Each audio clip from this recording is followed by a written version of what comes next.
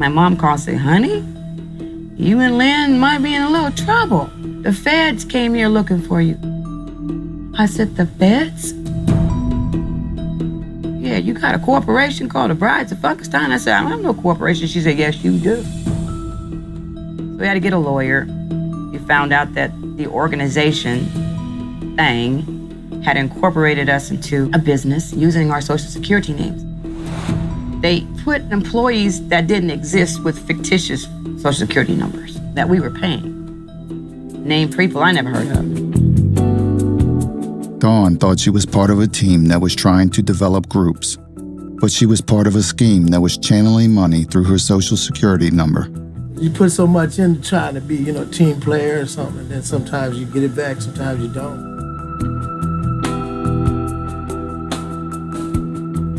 The girls quickly discovered if they wanted to be involved with the organization, then you had to be available for George's needs. Why do you think the women were brought into this all-man group? Sex?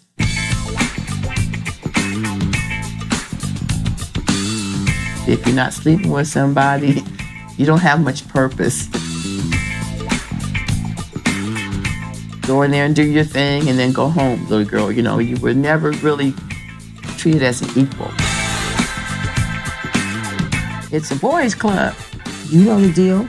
You want to sing, you know what? You know the deal. George wants to do a threesome. I'm like, what? I was kind of naive. I'm like, no, I'm not into that. He didn't basically give up. He just kept coming to my room. George was like a father to me in the beginning.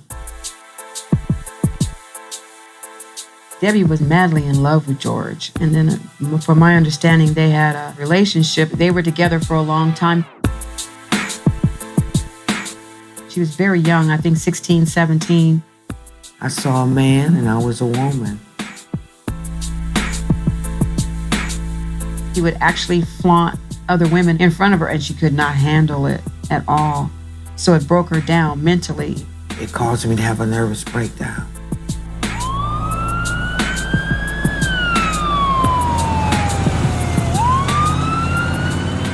I just watched Debbie just slowly crumble. She was like crazy about George. It destroyed her. She has never, ever come back from that.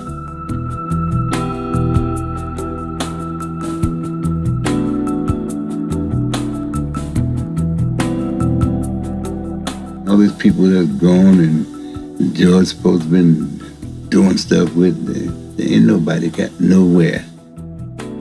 Gary Shatter, he didn't really get nowhere dealing with George.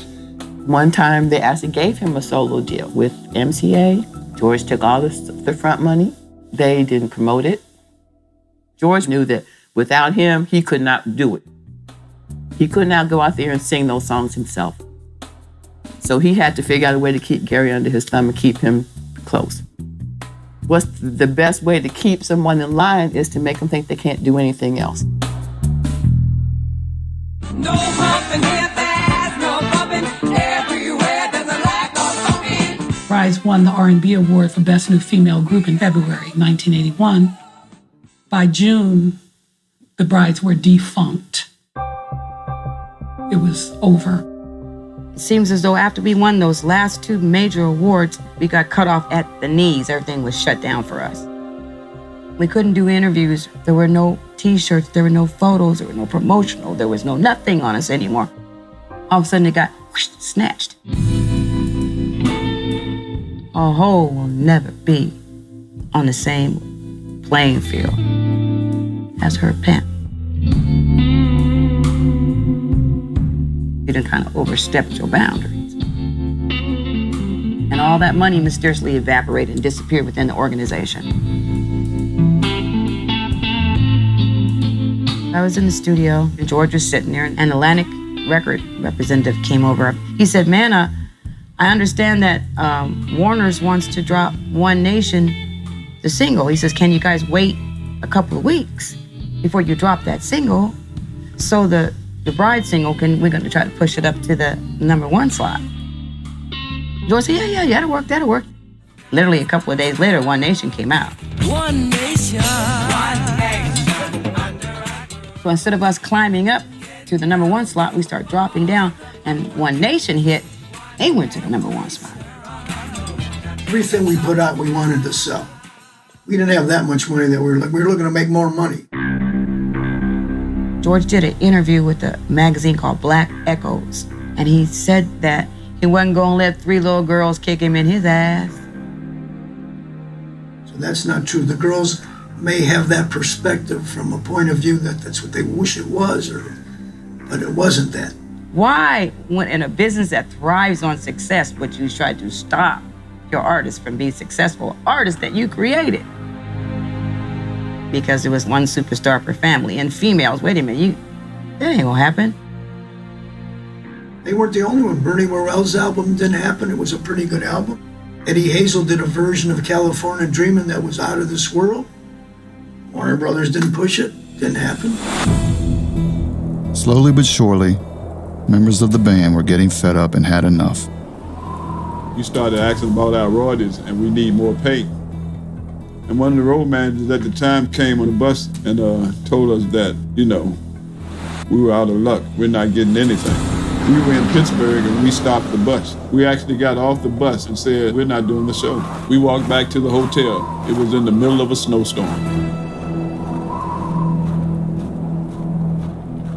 I went to George's ranch when he was living up in Michigan. And you see how he lives. I mean, the thing looked like the Ponderosa out in the middle of nowhere. And I think Ted Nugent was his neighbor. Yet he lives like that, and he had the right to because he is George Clinton. But, I'm like living with my mom in a row house. You're doing a job and you can't get paid, fairly doing it. I had to leave. When I really understood that we were just being used all along, and I got tired of it. I just didn't want to do it anymore. I had to leave that gig because the money was so short, We were the top. And the business was being handled terribly, atrociously. I left in 80, heartbroken, disillusioned, and I enlisted in the Air Force that fall. I didn't want to do it anymore. I didn't want to do any more sessions free. Fuck it. People who've been in this group lived and died. Ain't really got nowhere with George. What goes around came around to him too. George got himself. He let his shit slip away from him.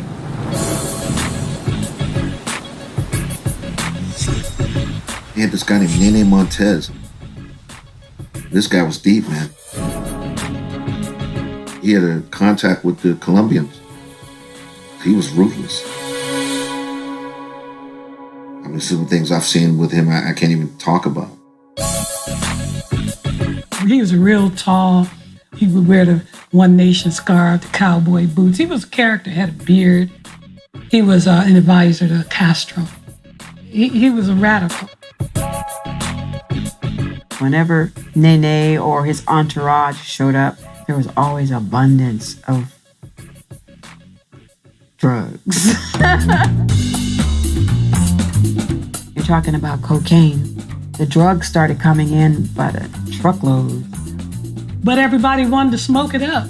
And it was pink. The color of it was pink. So you could cook it 3 or 4 times before it turned white. It was like so much of it, What can I say? They were making deals. They owed him so much money for the drugs until they actually started making payments by paying him off with publishing rights to a lot of the music. George was doing all kind of crazy things. Sometimes he would get high and sign over some stuff and forgot who he signed it over to. Millions. Yeah, this cat comes in and he's like, doing stuff under the table for George. And he gets away with owning some of the tunes. And he collects a couple of $1 million. Well, none of us ever got $1 million. to make it sound like he done got ripped off from different people and he's looking out for everybody and so on and so forth. George ain't never really done shit for nobody. I hadn't seen George in about 25 years. So I walked in his trailer, and the first thing he says to me, "Who brought Nenny Montez around?" So I thought about it, I said, "You did, George." He said, "Yeah, I did, didn't I?" And that was George's coke, man. He had a lot of influence with him. With the loss of publishing and disbanding of the group, George, depressed, self-medicating himself, thought his career was over. He didn't realize his biggest hit would come when least expected. Gary Scheider and David Lee Spradley created George Clinton's most popular song. I remember it clearly. It was about 6 o'clock. The snow had just started coming down. I had a session booked at United Sound. We had a device called the Man in the Box, which is a drum machine. The beat that I chose that day was doom, doom, doom, doom, doom, doom, doom, doom, doom, doom, doom. Very steady, simple beat, to use. So we told Mike, the engineer, said, "Hey man, flip the tape over. Let's hear what it sounds like." Flip the tape over and hit play and zoom, zoom, zoom, zoom came out and we're going like, oh my God. Started playing some ideas on a keyboard. Doom, doom, doom, doom, do, do, do. Oh, doom, doom, doom, doom, do, do, do. I said, oh yeah, doom, doom. And I started playing with this little bass line thing. And finally I worked it out, an 8-bar pattern for the bass line. And I said, okay, I got my 2 sections. George came running in out the snow, barefoot and snot running out of his nose, thinking his career was over with. That brother was so stoned, man. He couldn't stay in front of the microphone. So I got on one arm, Gary got on another arm, and we were both holding him up. And he just hollered all through the song. He hollered all through the song and then left. Now, how he expect me to do something with this? Funky dogs, nasty dogs. What Gary would do is take a little line like that and blow it up. Do the dog, catch it, dog, catch it. When you put 6 tracks of unison on something, it makes it big. It makes it stick. It makes it hit you. A couple of days later, George came back to the studio talking about he's gonna fix his parts. And I said, you can't do that. He said, well, why can't I do that? I said, because I done built all of my voices around what you did. He said, you're crazy. You took that crazy stuff I did and made it into something. I said, yeah, I thought you meant what you was doing. Atomic Dog reached #1 on the